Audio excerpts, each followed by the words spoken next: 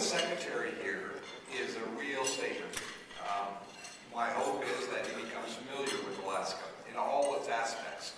The Interior Department manages 52% of the state of Alaska's land base. So it's important that he understand the variety of issues we face here, from oil and gas, natural resource development, to the issues around our native communities, our rural communities, a variety of things that we offer and the challenges that we have here.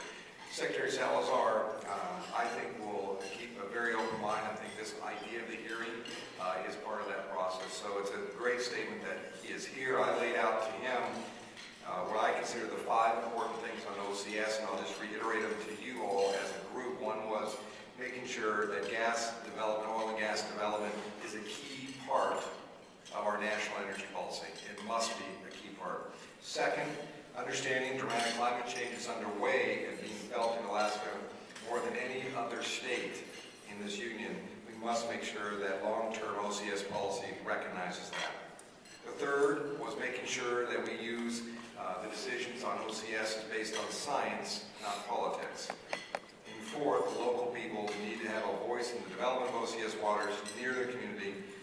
And fifth, this is a piece of legislation that I'm working on now, but it's important, and that's fifth, a portion of the benefits of OCS development should accrue to the states that are affected. And frankly, Alaska did not, as the last OCS revenues or sales that occurred based on the 2006 law, Alaska was left out of that equation to the tune of about $900 million we did not receive. So we're working aggressively to make our point that if there is OCS development, that Alaska should share in some of those resources for our communities, not only in the coastal zone, but throughout our own state. The gas pipeline, this is an interesting project in a lot of ways back in Washington, D.C. And I say this, and I said this to the board when I met with them, that a lot of people know Alaska, but they don't know a lot about Alaska. And this is a great challenge for us. And I know Congressman Young, for all his years there, has been making a great effort in making sure people understand the natural resource components that we have here. But it's amazing because there's so many new people there that have limited knowledge of what we do. In the Senate, in the last 2 cycles, 2 election cycles, the last 2.5 years, 30% of the United States Senate has changed hands. I don't know what it is in Congress, Congressman Young, but I know it's a significant amount. So we spend a lot of time kind of re-educating people, and that's what I found myself. In regards to the gas line, I'm glad kind of where we're at in one way, and that is people are becoming more and more aware of how important it is not only to Alaska from job creation, extracting our natural resources in a positive way, but the impact it will have on the rest of this country. And I know we're having some impact. I don't know if it's good or bad, but I was called to the Oval Office with 3 other senators because we were making comments about the budget that the President presented. Usually when you get called to the President's Oval Office, it's not, except on he got to go for a bill signing. I didn't get that luxury. We had a little discussion about our position on a few things, but what was very positive, that the President brought up the gas line independently from my own prompting of it, which indicates to me there's a strong interest. It's one of his top 5 green projects, which is important, and now it's up to us and working together with the state and you all in this room how to make that project a reality, knowing the President is interested in it. 2 other quick ones that I want to mention, and this is the issue as we move down the line here after we all get back from recess. There's probably going to be some major issues. Healthcare, energy, climate change will be predominant, as well as the budget process. But these 3 issues will be predominant in how we deal with it and what we do over the next several months. Energy and climate change, a lot of people have assumed they may be pushed together into one piece of legislation. At this point, I don't see that. I see them moving in different tracks. But a lot of debate, climate change is probably the most complex one. I'm trying to encourage some of my senators, my colleagues to come up here to Alaska to understand the balance that we have with natural resource development, how we do it right, as well as how we're being impacted by climate change and how to figure this problem out. So we are not a victim of a piece of legislation, but we are a participant in the piece of legislation. Another one is Arctic policy.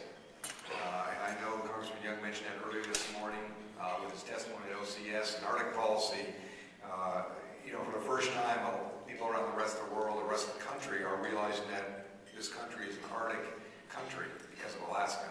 And And there's a lot of issues up there with natural resources that are undefined yet, territory that's undefined, transit lanes that are opening up, a lot of issues up there. And to be very frank with you, an effort that has to continue as that area opens up and we develop our policy is the role the Coast Guard will play up there and the future role of what we have to do in the North Slope area.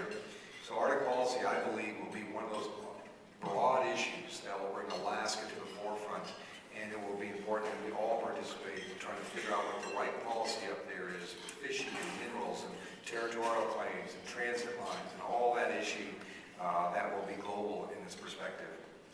And the last is just the military. You know, I'm honored to serve on the Senate Armed Services Committee, the Veterans Committee, as you know. It has, most recently, Alaska's been put on the forefront because of the activity within North Korea. And it's something that I know the delegation is solid and unified behind, and that's making sure that the missile defense system up north is continued to be operational as well as expanded as it has been planned. There's only a third left to fulfill the deployment up there in regards to the equipment. It's an important part of our strategic location here in Alaska, but also, as North Korea has proven, they're developing better technology, and it's in our best interest in this country and in Alaska to make sure the missile defense system continues forward. We will have that tug of war in Congress. The good news is that Secretary Gates indicated that he wants to have robust testing. That's good for Kodiak launch site, but he didn't want to expand the program, which is not good for northern part of Alaska. So we are going to be aggressive fighting on that front. Later, in the next month or two, I will be going to Afghanistan and Pakistan to visit, talk to troops, command, as well as civilian government to understand more on the ground what's happening in that region, which is becoming one of, obviously, our hot spots, and what we have to do there is going to be extensive over the few years here. Let me end there. Don Young came to me as he got up and he said, keep it short, so I tried to be very quick. Those guys on the health side, you know, they're like this. Us Senate folks, we just, you know, gobble a lot. And so I tried to keep it short, but it just really is a pleasure to be back home. Of course, I'm biased to be in this room, in this building, and also looking at those mountains, but it's an incredible place to be in Washington, D.C., to have the impact with our delegation and making our issues heard. As we bring folks like Secretary Salazar to our great state, I know Alaskans will continue to show the great hospitality and help them understand the challenges that we face as a rural state in a way, but also an urban state in a way. So thank you very much. Appreciate giving you a quick update on what's going on in Washington, D.C. Thank you very much.